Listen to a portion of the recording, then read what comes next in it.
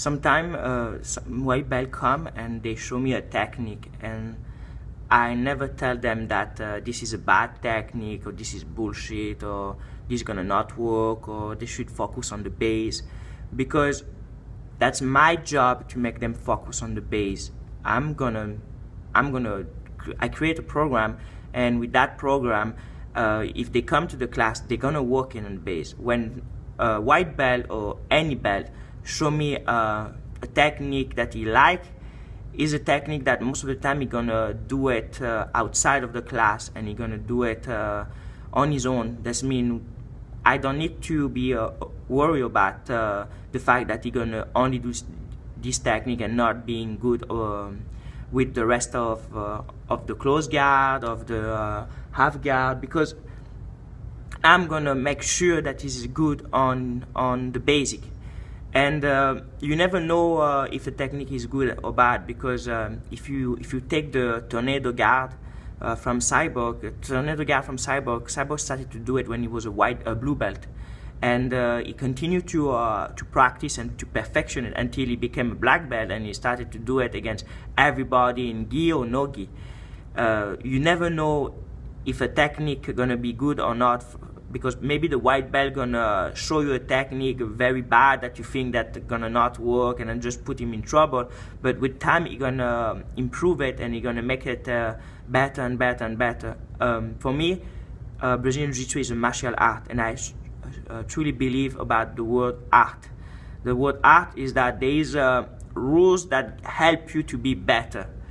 Okay, if you follow some guideline, you're gonna improve better, because you're gonna understand the base. But after a while, you have to learn to break some rules and to explore on your own, to create your own jiu-jitsu. And that's the beauty of the martial art in general, is that you create your own martial art that fit for your body, for your brain, and make you even better. And I think I started at white belt. You don't need to wait to be a black belt or purple belt or blue belt. You can start it from white belt. And it's the job of the instructor to make sure that you still learn the base. And yeah, that means if you see a white belt, if you are an instructor and you see a white belt showing you a technique, if you don't like the technique, what I advise to do is to just tell him, did you try in fight? And if he tell you no, and tell him, then try and fight and see what happened. And if he tell you yes, and you tell him, and then what happened? If he tell you, oh, it doesn't work, and then now you can tell him, listen, for me, I never do that technique, or I don't find that technique work, or I don't find that technique is very efficient, but I never say, no, don't do it. And if he tell you, oh, this technique work, I try it and it works, I'm gonna tell him, yeah, okay, continue.